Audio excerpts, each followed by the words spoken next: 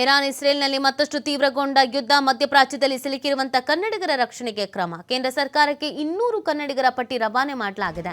ಮೊದಲ ಆದ್ಯತೆ ಮೇರೆಗೆ 200 ಜನರ ಮಾಹಿತಿಯನ್ನು ನೀಡಿರುವಂತದ್ದು ಸರ್ಕಾರ. ಎಸ್ಡಿಆರ್ಎಫ್ ಮುಖ್ಯಸ್ಥ ಮನೀಶ್ ಮೋದ್ಗಿಲ್ರಿಂದ ರವಾನೆ ಮಾಡಲಾಗಿದೆ. ವಿಶೇಷ ವಿಮಾನ ಸಿದ್ಧತೆ ಮಾಡಿ ಕರೆ ತರುವಂತೆ ಇದೇ ಸಂದರ್ಭದಲ್ಲಿ ಮನವಿಯನ್ನ ಮಾಡಿಕೊಂಡಿದ್ದಾರೆ. ನೋಡಿ, ಇರಾನ್ ಮತ್ತು ಇಸ್ರೇಲ್ನಲ್ಲಿ ತೀವ್ರಗೊಳ್ತಾ ಇದ್ದ ಯುದ್ಧದ ವಾತಾವರಣ, ಮಧ್ಯಪ್ರಾಚ್ಯದಲ್ಲಿ ಅನೇಕ ಕನ್ನಡಿಗರು ಸಿಲುಕಿದ್ದಾರೆ. ಕೆಲಸಕ್ಕೆ ಅಂತ ಹೋದವರು, ಟ್ರಿಪ್ಪಿಗೆ ಅಂತ ಹೋದವರು, ಅಲ್ಲೇ ಇರುವವರು, ಹೀಗೆ ಅನೇಕರು ಇದ್ದಾರೆ. ಅವ್ರನ್ನೆಲ್ಲ ಹುಷಾರಾಗಿ ಕರ್ಕೊಂಡು ಬರಬೇಕು. ಅವರವ್ರ ಕುಟುಂಬಸ್ಥರು ಇಲ್ಲಿ ಆತಂಕಕ್ಕೆ ಒಳಗಾಗಿದ್ದಾರೆ. ಸರ್ಕಾರಕ್ಕೆ ಮನವಿಯನ್ನು ಕೂಡ ಮಾಡ್ಕೊಂಡಿದ್ದಾರೆ. ಸೊ ಇದರ ಬೆನ್ನಲ್ಲೇ ಇದೀಗ ಕೇಂದ್ರ ಸರ್ಕಾರಕ್ಕೆ ಸುಮಾರು 200 ಕನ್ನಡಿಗರ ಪಟ್ಟಿ ರವಾನೆ ಮಾಡಲಾಗಿದೆ. ಇದು ಮೊದಲ ಆದ್ಯತೆ. ಮೊದಲು ಇವರಿಗೆ ಆದ್ಯತೆ ಕೊಡಬೇಕು ಅಂತ, ಅದರಲ್ಲಿ ಮಹಿಳೆಯರು, ಮಕ್ಕಳು, ವಯಸ್ಸಾದವರು ಈ ಥರದ್ದು ಆದ್ಯತೆ ಮಾಡ್ಕೊಂಡಿದ್ದಾರೆ ಅಂತ ಕಾಣಿಸುತ್ತೆ. ಮೊದಲ ಆದ್ಯತೆ ಮೇರೆಗೆ 200 ಜನರ ಮಾಹಿತಿಯನ್ನು ನೀಡಿರುವಂಥದ್ದು ಸರ್ಕಾರ. ಎಸ್ಡಿಆರ್ಎಫ್ ಮುಖ್ಯಸ್ಥ ಮನೀಶ್ ಮೋದ್ಗಿಲ್ರಿಂದ ರವಾನೆ ಮಾಡಲಾಗಿದೆ. ವಿಶೇಷ ವಿಮಾನ ಸಿದ್ಧತೆ ಮಾಡಿ ಅವರನ್ನೆಲ್ಲ ಕರ್ಕೊಂಡು ಬರಬೇಕು ಅಂತ ಮನವಿ ಮಾಡಲಾಗಿದೆ. ನಿನ್ನೆ ಸಿಎಂ ಸಿದ್ದರಾಮಯ್ಯನವರು ಕೂಡ ಪತ್ರ ಬರೆದಿದ್ರು ಕೇಂದ್ರ ಸರ್ಕಾರಕ್ಕೆ, ಇದಕ್ಕೆ ಸಂಬಂಧಪಟ್ಟಂತೆಗೆ ಸೂಕ್ತ ರೀತಿಯಾದಂಥ ವ್ಯವಸ್ಥೆಯನ್ನು ಮಾಡಬೇಕು, ಅವ್ರನ್ನೆಲ್ಲ ಕರ್ಕೊಂಡು ಬರುವಂಥ ನಿಟ್ಟಿನಲ್ಲಿ ಅಂತ.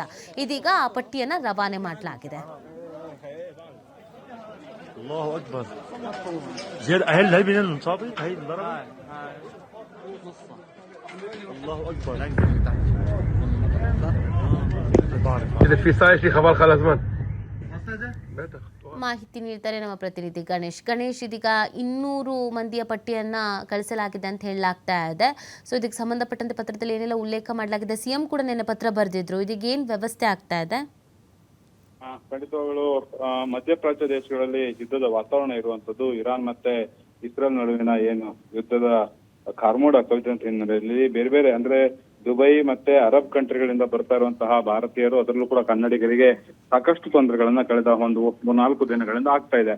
ಆ ನಿಟ್ಟಿನಲ್ಲಿ ಈಗ ರಾಜ್ಯ ಹಾಗೂ ಕೇಂದ್ರ ಸರ್ಕಾರ ಕೂಡ ಈಗ ಮಧ್ಯಪ್ರವೇಶ ಮಾಡ್ತಾ ಇರುವಂತದ್ದು. ಸುಮಾರು 200ಕ್ಕೂ ಹೆಚ್ಚು ಕನ್ನಡಿಗರ ಪಟ್ಟಿಯನ್ನ ಈಗ ಕೇಂದ್ರ ಸರ್ಕಾರ ಮಾಡಿದೆ ಅನ್ನುವಂಥದ್ದು.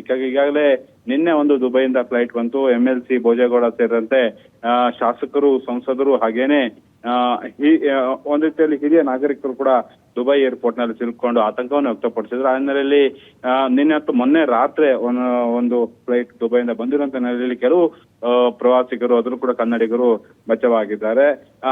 ಹಾಗೆ ಇನ್ನೂ ಹಲವು ಮಂದಿ ಈಗಾಗಲೇ ಸೋಷಿಯಲ್ ಮೀಡಿಯಾಗಳ ಮೂಲಕ ಅಸಮಾಧಾನವನ್ನು ವ್ಯಕ್ತಪಡಿಸ್ತಾ ಇದ್ದಾರೆ. ಅಥವಾ ನಮ್ಮನ್ನ ರಕ್ಷಣೆಗೆ ಭಾರತೀಯರು ಬರಬೇಕು, ಭಾರತ ಸರ್ಕಾರ ಬರಬೇಕು ಅನ್ನುವಂತ ನಿಟ್ಟಿನಲ್ಲಿ ಮನವಿಯನ್ನು ಕೂಡ ಮಾಡಲಾಗ್ತಾ ಇದೆ.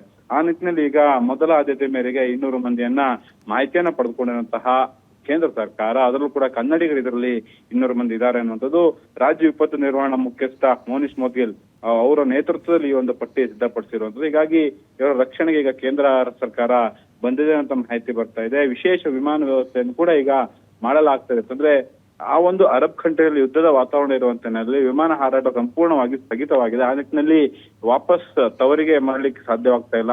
ಆ ನಿಟ್ಟಿನಲ್ಲಿ ಈಗ ಕೇಂದ್ರ ಸರ್ಕಾರ ಮಧ್ಯಪ್ರವೇಶ ಮಾಡಿ ಅದಕ್ಕೆ ತುರ್ತು ಪರ್ಯಾಯ ವ್ಯವಸ್ಥೆಗಳನ್ನ, ಹಾಗೇನೆ ಯಾವ ಭಾಗದಲ್ಲಿ ವಿಮಾನವನ್ನು ಹಾರಾಟ ನಡೆಸಿ ಭಾರತೀಯರನ್ನು ವಾಪಸ್ ಕರ್ತರಬೇಕು ನಿಟ್ಟಿನಲ್ಲಿ ಈಗ ಹೆಚ್ಚಿನ ನಿಗಾವನ್ನು ವಹಿಸ್ತಾ ಇರುವಂತಹ ಪ್ರಕ್ರಿಯೆಗಳು ಈಗ ಆಗ್ತಾ ಇರುವಂತದ್ದು.